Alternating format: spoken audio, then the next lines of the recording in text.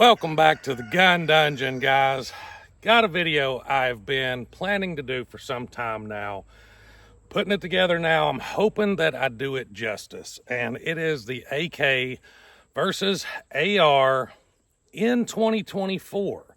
Now, I'm putting a big emphasis on the in 2024 part because things have changed in the last 3, 4, 5 years that have really shaken up the dynamic between the AR-15 platform and the AK-47 platform.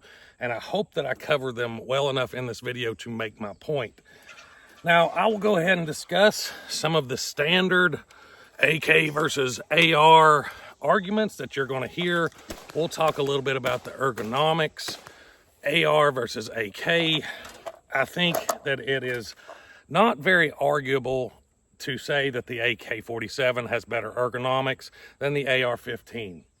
I just don't think anybody can really argue that. Even when it comes down to mag changes between the two, if you take someone that is highly skilled in both, the person running the AR-15 is going to have faster mag changes than the person running the AK-47. If you take someone that is not skilled in either, the person running the AR-15 is going to have faster mag changes than the person running the AK-47. Now, ergonomics is one arguing point. It may or may not matter to you. I don't know. Couple things that go to the AR-15 is its modularity. We can't argue that either. I think you would be fighting a losing battle to say that the AR-15 is harder to customize, to change, to put optics on, to put different sights on, to put different handguards on, different grips, different whatever. It's going to be a lot easier to do with the AR-15 platform just because of the design of the gun. I mean, you've got a flat-topped receiver that allows itself to any type of optic you want, whether it's going to be a scoped optic, and this is going to be a whole lot more rigid than essentially any type of red dot or optic mount that you can get. This has a side mount on the frame. I have had to adjust the zero on this a few times. That's just the nature of the beast, guys. If you put a railed dust cover on the top of the AK, it's not going to hold zero near as well as a Picatinny rail on top of a receiver. It's just the nature of the beast. So we may be saying, well, why are we even having this argument if you're coming out saying that the AR is better in all facets so far? I don't believe that. And as we go in this video, I'm going to say some things that pain me to say because I am an AK-47 fan. I am a fan of the 7.62x3.9. And honestly, I get AR-15'd out. I get bored with it. I get bored with the 5.56. I get bored with 9mm because it seems like everything's 5.56, 9mm anymore. I just get bored with it. I deal with guns all the time. I shoot guns all the time. I play with my guns all the time. I'm always changing something, doing something. And as versatile as the AR-15 is, I get bored with it. I get bored with stuff but that doesn't mean that it's not excellent. That doesn't mean that it doesn't bring a lot to the table. It just means that I get bored with it. So I love the AK-47. I love the 7.62x3.9. But when it comes down to it, there are some things that really in 2024 are leaning heavily towards the AR-15. And, you know, we'll talk about accuracy real quick. That's just a common talk between the two. Everybody knows the AR-15 is going to be more accurate than the AK-47. Now, does that mean the AK-47 isn't accurate for what it does? No, it does not. 3 MOA all day with this red dot and this PSA GF3. No problem getting 3 MOA all day. And within the capabilities of the 7.62x3.9, it's hard to argue with that. It's for what it is, a fighting defensive type rifle. That is perfectly acceptable. And it does its job well. We'll talk about reliability. Now, in the early days of the AR-15 platform, there was some teething issues. Now, when I say early days, I'm not talking about mid-2000s. I'm not even talking about 1990s. I'm talking about early days, whenever they were having teething issues with the platform being implemented into basically Vietnam era. There were some issues with it, and it developed a very bad reputation for not being reliable Whereas the AK-47 has never had that issue. It has never, since the day of its inception, has not ever had a reputation of being unreliable. Matter of fact, the opposite has been its reputation. Its reputation is that it will run in mud, sleet, sand, water, don't matter, run it over with a truck, drag it down the road, it'll still run. That's its reputation. Now, is that true? Maybe some truth to it. I've not had any issues with this particular gun. I've not had any issues with any of my modern AR-15s either, though. So when it comes to reliability, I put them both kind of equal to each other. I know AK guys may not want to hear me say that, but that's just been my experience. Now, I've not been in any type of war or battle or desert or anything like that. So take it for what it is. And that's just my experience. It's worth exactly what you're paying for it right this second. But let's go ahead and get to the topics that are bringing me into this video in 2024. In 2024, you can get this particular rifle for under $700. In 2024, this particular rifle is about $700. Now you may be saying, well, they're the same price. How does that affect anything in 2024? Well, because about 10 years ago, I could get an AK-47 for dirt cheap, and AR-15s were going to be about $700-800. And 10 years ago, $700 or $800 was a lot more than what it is now. So the price between the two has leveled out quite a bit. As a matter of fact, you can get cheap AR-15s for $400 or $500 that are going to run reliably, going to do what you want them to do. Probably not something I want to take to Afghanistan with me if I got dropped in the middle of the desert. But for what we do around here, they're going to work just fine. And AK-47s used to be $300-400, and now the cheapest ones are about $700-800. You can't even get cheap Wasser 10s anymore. Wasser 10s used to be dirt cheap. Century AKs, a little questionable on their quality, but even those, they ain't cheap anymore either. You're looking $700-800. Another thing that's changed: Wolf steel case ammo. This was the bread and butter for the AK-47 shooter, and you used to be able to get it for around 17-18 cents a round, which is about what I have in those right there. Now, if you look at the prices today, you're looking 40 cents a round for some of the cheapest 7.62x3.9 ammo out there, and 5.56 going to be considerably cheaper than that, and you're going to get brass case ammo in most cases when you're going to be paying less money for it. Now, I know some people are going to say, well, the 7.62x3.9 is more powerful. Yes, I would agree with that. Within certain distances, for certain desires for what you want the ammo to do, energy versus energy, the 7.62x3.9 is more powerful than the 5.56. And I know somebody's going to say, oh, the 5.56 kills with velocity as opposed to mass. Well, I understand that. But if we're going to do just the math, just to keep things even, it is more powerful energy-wise. The ammo cost is one of the big hurters for the AK-47 in 2024. Even though that round is more powerful, the AR-15 has an answer for that, and it's the 300 Blackout, which used to be considerably more expensive than the 7.62x3.9.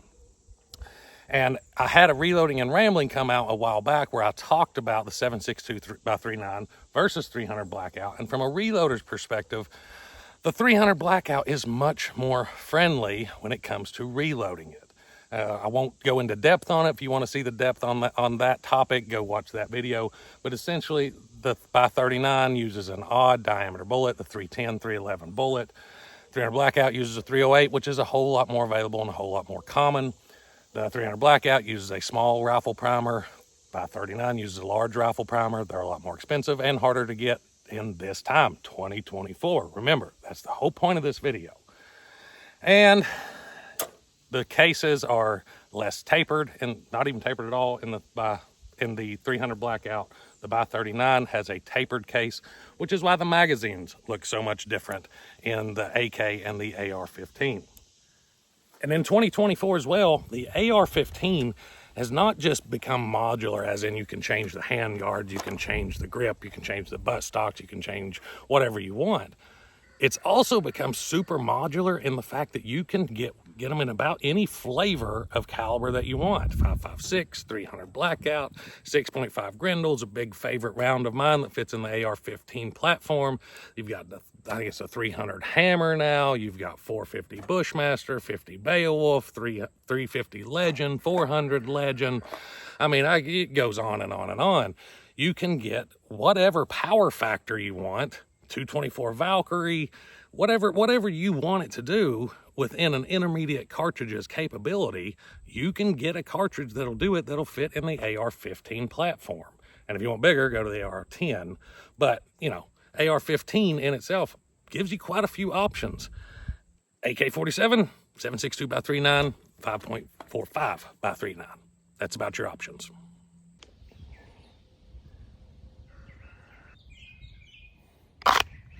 Y'all be sure to go check out Vetter Holsters, big sponsor of the channel. Have about any kind of holster you can think of. There's one of the cool designs that they have. You saw the blood red holster for my XDM 10mm. They make a holster for just about any gun out there. A lot of the 10mm stuff.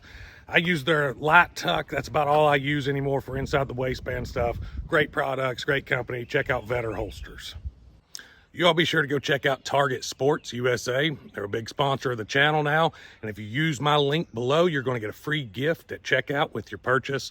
Their Ammo Plus membership is a great value. If you shoot very much at all through the year, it's going to pay for itself in no time and then some. Be sure to check out Target Sports USA.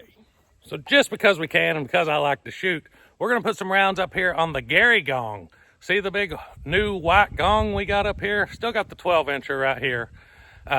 I think I've got a goat standing, but viewer, Scuba Guy 007, donated that gong, drove it here from Georgia. So we're going to put some rounds on it just because I like to shoot and it's fun. I better take the safety off.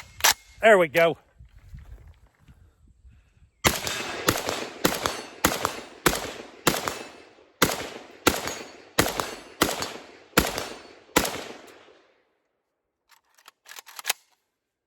Whew. Ain't rained in a while. You can see the dust from up there. Let's shoot some with the AR. How many A's and numbers? All right.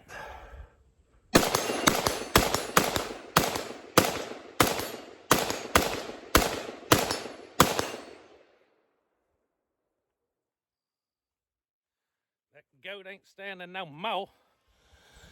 So, my by 39 fans are going to hop on here and tell me how much more powerful the 7.62x39 is over the 300 Blackout. Now, from a reloader's perspective, I know I got to keep going back to that because this is where the truth lies in this matter. The 7.62x39 has the capability of being much more powerful than the 300 Blackout. Specifically, if you use CFE BLK powder in by 39, it really allows you to push those velocities up there. Now, top-end reloader versus top-end reloader with both calibers, you're going to look at about 150 feet per second difference. But let's just go ahead and run some of this just factory 125 grain range ammunition, 300 Blackout, put it up against some of this Wolf stuff, run it over the chronograph. I have a 16-inch barreled AR-15 in 300 Blackout and a 16-inch barrel AK. Let's see what the difference is between just range ammunition. So we have the AK here. I've got 3 rounds loaded. Now keep in mind, this is 123 grain versus 125 grain. So the weight is very, very, very similar. So the velocities is going to be, should be similar if they are matched power-wise. 2358. 2360. 2352. Very consistent for Wolf steel case. Let's try the 300 Blackout. Those of you that don't know, this is actually my daughter's little hunting rig. And she has taken several large bucks with this. So I have full faith in the 300 Blackout round. 2152. 2228.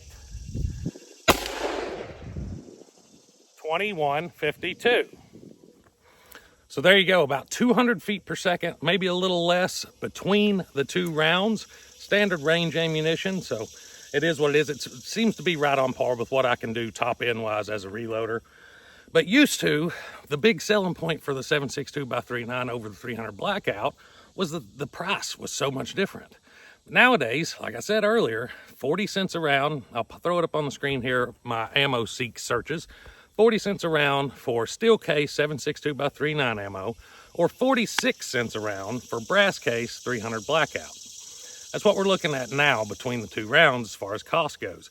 I don't think the cost delta there is much of a factor anymore. It's a little bit, of course. Got a little bit of power going towards the 7.62 by 3.9, but when you're comparing the two rifles and the two platforms, used to, the AR-15 kind of had its own genre with the 5.56, and that was where everybody stayed with the AR-15. The AK-47, its big selling point was that they were cheap, reliable, and ammo was dirt cheap. They aren't cheap anymore. They're still super reliable, and the ammo is not dirt cheap anymore. It's right on par with all U.S. manufactured ammunition anymore because, you know, Joe Biden screws everything up for everybody. So beyond just standard inflation costs, the import restrictions that he put in place made a big factor on this AK-47. So I hate to give him credit, but the Democrats did absolutely hurt the AK-47. And they did it with the ammo and the guns themselves. But like I said, this kind of puts us in a different playing field now than 10 years ago. Whereas dirt cheap AR or AK-47s with dirt cheap ammo, you could stack the ammo deep. Cheap steel case stuff didn't matter if you picked it up. For reloaders, because I didn't even reload 7.62 by 3.9 until recently because it was so cheap, and just buy it and leave it laying on the ground here at the range and mow over it later and dull my blades. That was what I did with it. But anymore, I pretty well load exclusively for it. I'd load exclusively for 300 Blackout as well, because that's just what I do as a reloader. But I think it really changes things, because if you want the horsepower of the AK-47, you can get real close to it with 300 Blackout.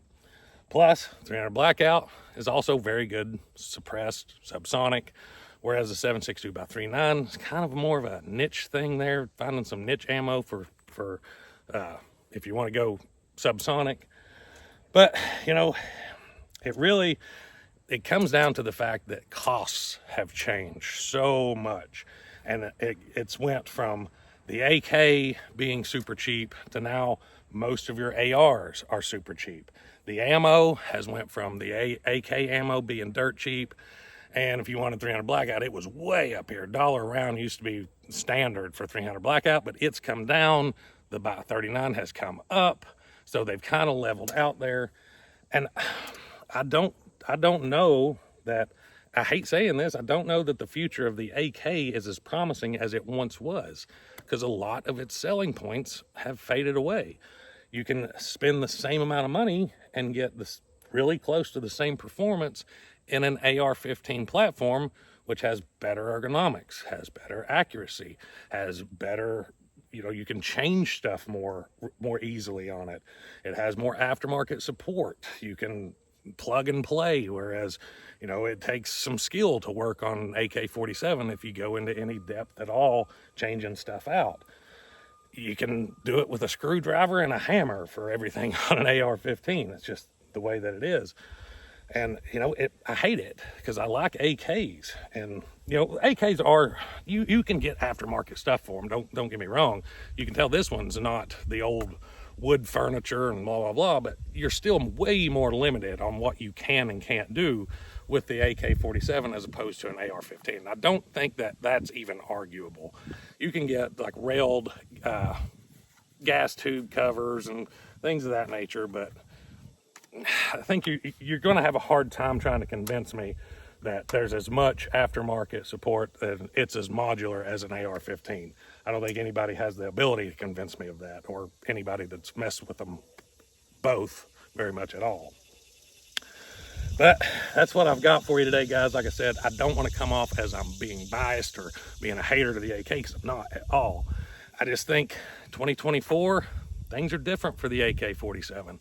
I think America's rifle has really filled a lot of the roles that the AK used to, because prices have changed, availability has changed. It's not like it was in the 90s anymore, guys. Used to in the 90s, you could go get a SKS and a case of ammo for $100. It's just not like that anymore. You get a Wasser AK-47 for $300 and case of ammo for $100, and just can't do that anymore.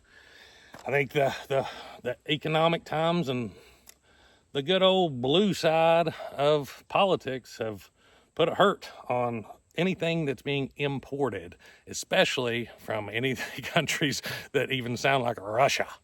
So it is what it is. Hope y'all enjoyed the video. If you did, don't forget to hit like and subscribe. And until next time, guys, stay tuned.